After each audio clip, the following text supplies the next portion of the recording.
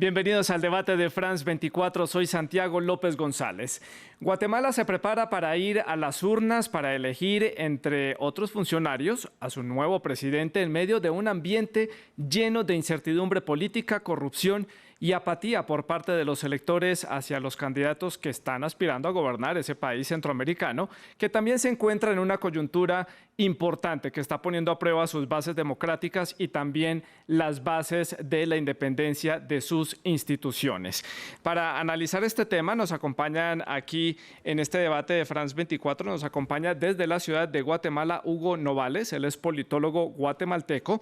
También está con nosotros Amaury Mogollón, consultor político especializado en campañas electorales y comunicación de gobierno. También es director de la consultora Acción Politique, que se une desde la Ciudad de México. Está con nosotros Cindy Regidor, la corresponsal de France 24 para la región de América Central, que está ya en la capital guatemalteca para cubrir estos comicios presidenciales.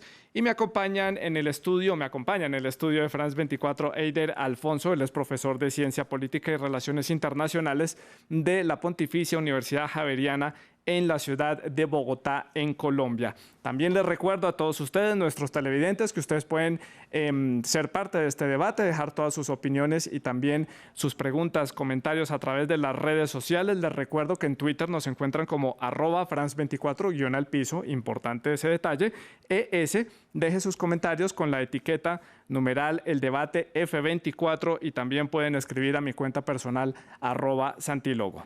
Para comenzar entonces vamos a ponernos primero en contexto, conocer quiénes son los candidatos que están aspirando a la presidencia de Guatemala, ese país en el norte de Centroamérica que está en este momento viviendo una coyuntura política importante. De acuerdo a la firma Prodatos, que es una firma local, nos muestra en el siguiente informe a los 4 candidatos que van liderando en las encuestas hechas a los ciudadanos, porque recordemos que hay un total de 19 candidatos que están aspirando a llegar a la presidencia de ese país. Veamos el informe. Inconformidad entre los electores. Esto es lo que muestran las firmas encuestadoras en Guatemala antes de los comicios del domingo. Según la firma Prodatos, al menos el 48% de los ciudadanos aún no sabe por quién votar.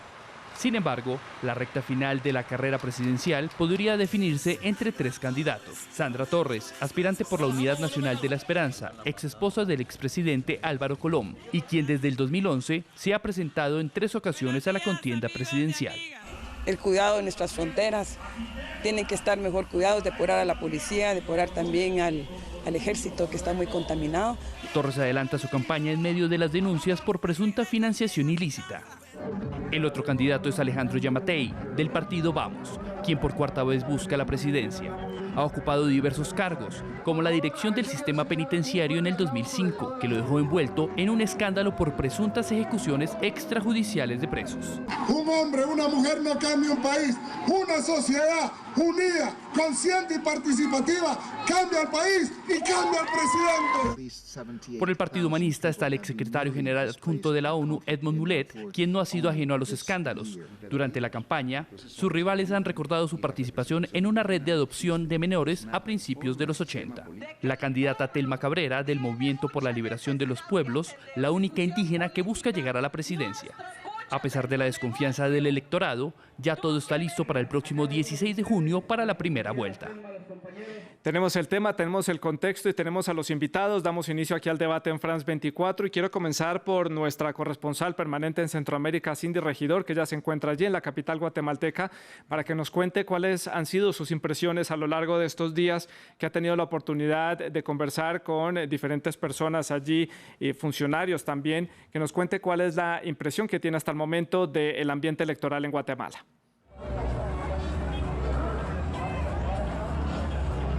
Gracias, Santiago. Estamos aquí en la ciudad de Mixco, a unos 10 kilómetros de la capital de Guatemala. Nos encontramos en el lugar en donde Sandra Torres, una de las candidatas favoritas según las encuestas, está haciendo uno de sus cierres de campaña. Esto es un movimiento inusual. Por lo menos en la ciudad de Guatemala hay mucho menos bullicio electoral. Aquí vemos que la calle está llena y la gente está muy emocionada de apoyar a su candidata a la presidencia y también al candidato a alcalde, pero en la capital vemos mucho menos movimiento. La gente dice sentirse un poco desorientada por la cantidad de candidatos y por la poca información que ha habido en torno a las propuestas electorales de estas 19 personas que aspiran a ser el próximo mandatario de Guatemala. Hay mucha incertidumbre en cuanto a cuál será la decisión que tomarán el domingo en las urnas electorales, pero sí, también se habla mucho de la posibilidad de que no se concrete un ganador para el domingo, sino que definitivamente haya una segunda vuelta, sobre todo porque, como lo ha dicho en la encuesta y los resultados presentados hoy por el diario local, se nota que hay una cantidad, menos de la mitad de la población todavía no tiene una respuesta o un candidato por el cual dará su voto este 16 de junio. Bueno, esas son las impresiones de Cindy Regidor, periodista de France 24, destacada allí en la ciudad de Guatemala. Hugo Novales, precisamente en la capital de ese país centroamericano. ¿Las condiciones están dadas para un proceso electoral en Guatemala con todas las garantías democráticas? Hay que decir una cosa sobre esto. Guatemala lleva ya por lo menos 8 procesos electorales organizados de manera muy exitosa. Particularmente porque, a diferencia de muchos de nuestros vecinos cercanos, nuestro sistema para el escrutinio de votos es un sistema sumamente confiable, es un sistema descentralizado, no partidista, integrado por ciudadanos que participan de manera voluntaria, es sumamente transparente y es muy abierto. Sin embargo, desde hace también ya varios procesos electorales hemos identificado que los vicios en las elecciones guatemaltecas no están necesariamente en el escrutinio, sino en el proceso como tal. Particularmente debido a que había hasta las elecciones de 2015 una grandísima distorsión de la competencia electoral debido a las desigualdades en acceso a financiamiento de la propaganda en medios de comunicación. En 2016 se aprueba una reforma en materia de financiamiento y de regulación de la propaganda que en cierto sentido ha hecho que la campaña sea un poco más equitativa y más competitiva. Pero este año en particular, en 2019, en donde las elecciones se desarrollan en el marco de la crisis política de mayor envergadura y de más larga duración que hemos tenido desde la transición a la democracia, en 1985, ha habido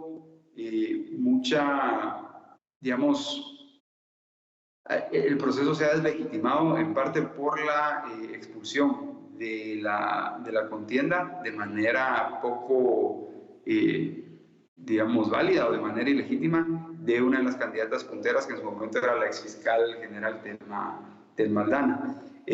Posteriormente también, o durante ese momento también hay la exclusión de Zuy Ríos, quien era una candidata... Sí, señor Novales, le pido que por favor responda en concreto para poderle dar paso también a los otros invitados porque tenemos solamente 30 minutos de programa. Señora Mauri Mogollón en Ciudad de México, su opinión al respecto. ¿Están las condiciones dadas para un proceso electoral legítimo? Ya vemos que la opinión de nuestro primer invitado es que hay una institución democrática, una institución electoral que garantiza que estos comicios pueden avanzar sin problema, pero las condiciones del país y de los mismos candidatos, muchos de ellos investigados, tal parecen que no dan las condiciones adecuadas. Buenas tardes, Santiago. Desde mi punto de vista, las condiciones no son adecuadas, ya que se ve que ha sido una campaña muy estratégica, una campaña que prácticamente hay una candidata. Esa candidata es la que ha tratado de hacer a un lado, a través de su equipo estratégico, a aquellas otras candidatas que estaban contendiendo en la elección. Tal es el caso de Zuy Ríos, ¿verdad? Ex candidata que fue puesta a un lado de la contienda, y de la ex fiscal Telma Aldana, que hoy en día ya no corren. Estas ex candidatas le competían a nivel electoral, a nivel de intención de voto y de género, a la que está punteando hoy en día las encuestas, que es Sandra Torres. Sandra, a través de su equipo estratégico, ha implementado una ruta a seguir para ella buscar liderar las intenciones de voto y ser la única puntera en este proceso electoral. Por el otro lado, tienes a un candidato de derecha que es Alejandro Gianmatelli, que muy probablemente pase a la segunda vuelta y ya se convierte en una segunda vuelta que se daría en el mes de agosto. Y la estrategia de estos candidatos, lo pongo desde mi punto de vista, desde la consultoría política y la estrategia electoral, es que en la segunda vuelta se pudiese presentar un escenario de todos contra Sandra. Esto ocurrió en el año 2015. Tuve la oportunidad de acompañar a unos candidatos en el año 2015 en Guatemala y pude presenciar muy bien aquella derrota de Sandra Torres ante el hoy presidente Jimmy Morales, el cual no se encuentra muy bien evaluado y representa la desesperanza para los guatemaltecos. Pero se pudiese dar este escenario, para ir resumiendo, de una segunda vuelta. Hay balotaje en Guatemala el próximo domingo. La segunda vuelta del escenario sería Sandra Torres y Alejandro Giammattei, que buscaría una alianza con este otro grupo de candidatos que oscilan entre los 8 y 7% de intención de voto, como es el hijo del exalcalde Arzú y expresidente Arzú, Telma Cabrera, y me falta un candidato, no recuerdo ahorita el nombre puntual del candidato, que también está en el segundo grupo de candidatos que cuenta con unas preferencias entre el 8 y el 6%. Ya por otra parte tienes otro grupo de candidatos que se encuentran registrando en las intenciones de votos de las últimas encuestas recientes, la encuesta que publicó hoy en día Prensa Libre, entre el 2 y 1.5%, que se pudiesen unir a la candidatura de Alejandro Giammattei.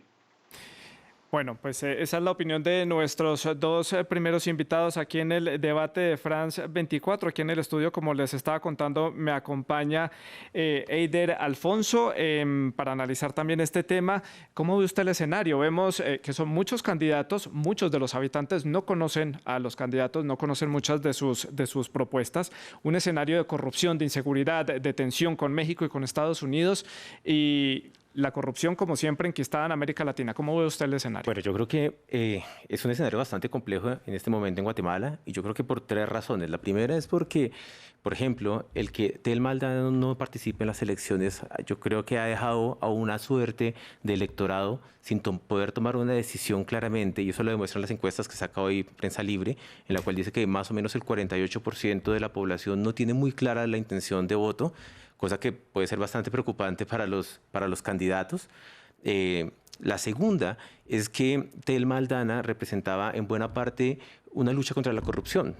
Ella fue una gran socia en su articulación en el Ministerio Público con la CICIG para la lucha contra la corrupción, como el estamento guatemalteco logró de buena manera eliminarle en su competencia electoral, y los grandes candidatos que están en este momento, Torres, y lo que les continúan, son la mayoría anti-CICIG, o por lo menos hablan de luchas contra la corrupción, pero esa lucha contra la corrupción no se entiende cómo la van a realizar. Entonces están comprometidos con la corrupción, pero no es claro en sus programas de gobiernos cuál es la alternativa para la corrupción. Y la tercera, para concretar este punto, creo que en Guatemala hay una discusión muy interesante entre lo urbano y lo rural. Y es que, por ejemplo, Sandra Torres tiene muy buenas votaciones según las encuestas que salieron hoy y el día de ayer en la parte rural, no tanto en la parte urbana. Y esto va a pesar mucho en la segunda vuelta, que seguramente habrá en el mes de agosto, y va creo yo, a girar en un torno bastante populista, principalmente por Sandra Torres, que ya tiene desde el 2011, cuando comienza a hacer el ejercicio como primera dama, se separa de Álvaro Colom y comienza un ejercicio bastante populista en el país. Sí, pues veamos exactamente qué es lo que van a elegir los guatemaltecos este fin de semana. No solamente está en juego la silla presidencial de ese país centroamericano, también ellos van a elegir al respectivo vicepresidente de ese nuevo gobierno, también van a elegir 160 diputados al Congreso de la República, 20 diputados al Parlamento Centroamericano, también alcaldes y corporaciones municipales de unos 340 municipios. Algunos datos electorales para dimensionar la magnitud de este proceso electoral en Guatemala. La primera vuelta va a ser el 16 de junio, como ya lo decíamos, la segunda vuelta el 11 de agosto. La población total son 17.676.735 habitantes, pero 8.150.221 están habilitados para votar. Muchos de ellos van a votar también en el extranjero, muchos de ellos en Estados Unidos, que es donde se concentra una alta población de guatemaltecos. Hay aproximadamente unos 2.000 centros de votación habilitados en ese país. Y también algunos de los temas de campaña, que es más o menos en los que nos vamos a mover en este debate, que son los temas que le importan a los ciudadanos y que algunos de los candidatos han tocado en sus campañas, son el desempleo, la inseguridad, la corrupción, la migración, la pobreza, la permanencia de la CICIG en ese país y el crecimiento económico. Una candidata como, por ejemplo, la candidata Torres ha hablado que el punto central de su campaña va a ser combatir el desempleo. Según ella, es el problema central de este país. Yo le pregunto a mi invitado en la ciudad de Guatemala, ¿cuál cree usted que es el tema de eje central que debería de tener, que tiene esta campaña electoral sobre el cual debería elegirse a este nuevo presidente, señor Novales? Bueno, todas las campañas electorales en Guatemala han girado tradicionalmente alrededor de la seguridad, por un lado, por el problema de la violencia y el desempleo. Pero en esta ocasión en particular, en el fondo de la discusión está precisamente no únicamente la permanencia de CICIG como tal, sino la continuidad o la limitación de este proceso que inició en 2015, que se ha denominado acá el proceso de lucha contra la corrupción. Entonces, efectivamente, si bien los debates se han centrado mucho en la discusión sobre el empleo, es precisamente porque los candidatos que finalmente quedaron posterior a la eliminación, especialmente de Telma Aldana, participando en la discusión electoral, son todos candidatos de una u otra manera desfavorables a CICIG y desfavorables a ese proceso de lucha contra la corrupción que inició en 2015. Sí. Entonces, a pesar de que el debate se ha centrado en la discusión pues, de empleo y una discusión bastante angosta, podríamos decir, lo cierto es que en el trasfondo de todo esto está la decisión sobre la resolución o el desenlace de esta crisis política.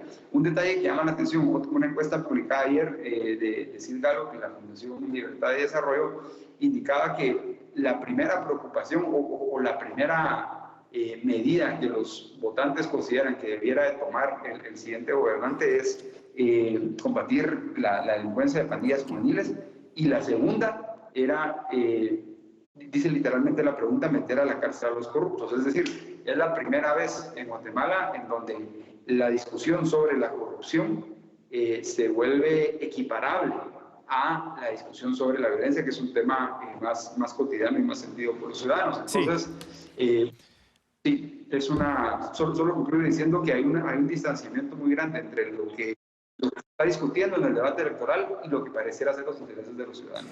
Cindy Regidor, nuestra corresponsal allí destacada en Guatemala, quisiera preguntarle, en estos días que usted ha estado allí conversando con los habitantes, ¿cuáles son las inquietudes de los guatemaltecos? ¿Cuáles son esos temas de preocupación, más allá de inseguridad, corrupción y la migración? ¿Qué otros temas les importa?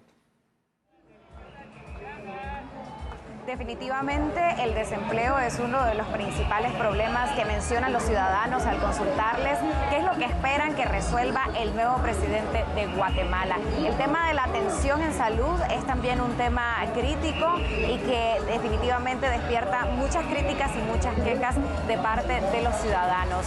El caso de la corrupción también se menciona mucho, sobre todo porque muchos han visto en esta elección o veían de alguna manera que se estaba debatiendo la continuidad de un emblema como la CICIG en la lucha contra la corrupción y la no continuidad o el cese de esta institución en Guatemala.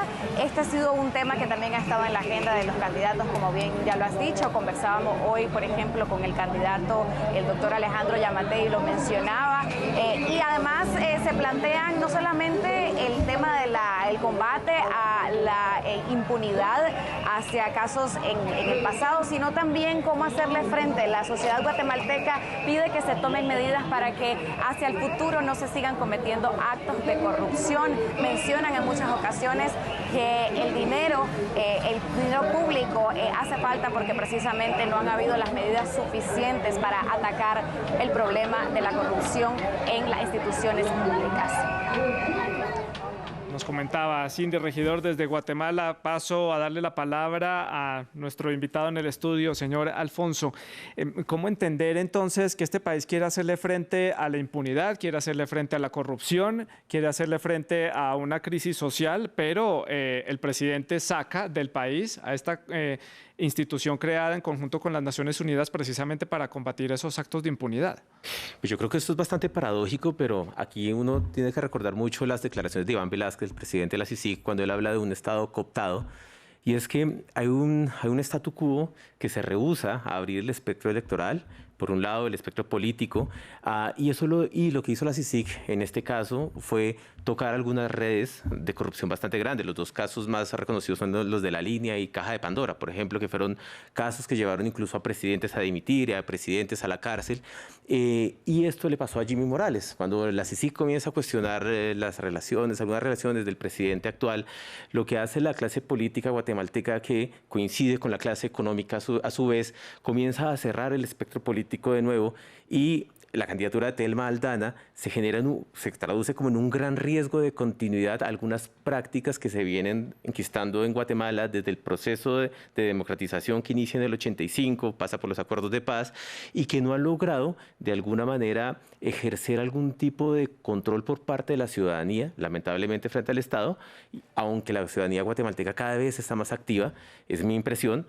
Pero segundo, hay como una suerte de relevos en el poder. Por ejemplo, Sandra Torres es la que quedó de segundas frente a Jimmy Morales y ahora seguramente puede llegar a ser candidata presidencial, aunque las encuestas que salieron el día de ayer dicen que en segunda vuelta ella pierde en los distintos escenarios, y eso hay que tenerlo en cuenta. Pero hay una suerte de contubernio de la clase política que no ha permitido esta reforma, y la CICIG es como esa amenaza que existe para abrir el espectro político guatemalteco. Amaury Mogollón, en la Ciudad de México hay una desconexión entre la clase política guatemalteca y la sociedad en cuanto a la importancia de los temas que de verdad importan para la sociedad, porque vemos este tipo de accionar de la clase política, esta clase política, como lo decía nuestro invitado, que representa como esos viejos factores que han venido presentándose en Guatemala contra los que la sociedad también ha luchado. Santiago, si te fijas en este proceso, son 19 candidatos los que están corriendo de cara a la primera vuelta, ¿verdad? Pero tienes dos candidatos que están punteando. El número uno, Sandra Torres, quien se está lanzando, o mejor dicho, quien está corriendo a la presidencia por una tercera vez, y Alejandro Giammattei, que estaría corriendo por una cuarta vez. En pocas palabras, estos dos candidatos son los que tienen mayor conocimiento ante la ciudadanía y son los que están capitalizando hoy en día la intención de voto. Los que menos tienen conocimiento son los que están en la franja entre el 2 y 3%, porque ninguno de estos candidatos que se encuentran en esta franja del 2, 3%, 3.5%, han logrado conectar con la ciudadanía o generar confianza, que es el caso de esta Thelma Cabrera, que es la única indígena que está corriendo y es la única indígena que siente esa proximidad con la zona rural de Guatemala, que es esa zona rural que es la que está liderando Sandra Torres en los estudios de intención de voto. Ese es el bastión de Sandra Torres, la zona rural, a través de los programas, o mejor dicho, su oferta de gobierno, que son programas sociales que buscan seguir con el legado de su ex esposo y expresidente Álvaro Colón.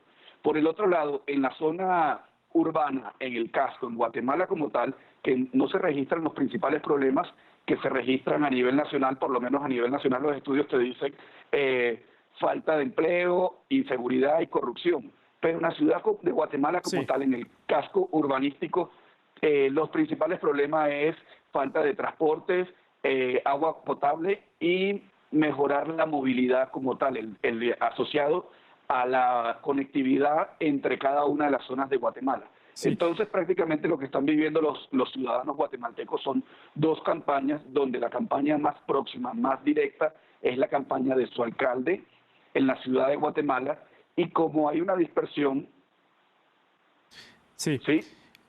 Señor Novales, en la capital guatemalteca. Entonces, para cerrar este punto de la impunidad y de la CICIG, ¿cuál va a ser entonces, cómo ve usted el futuro de esta corporación, de este organismo creado en conjunto con otro organismo internacional?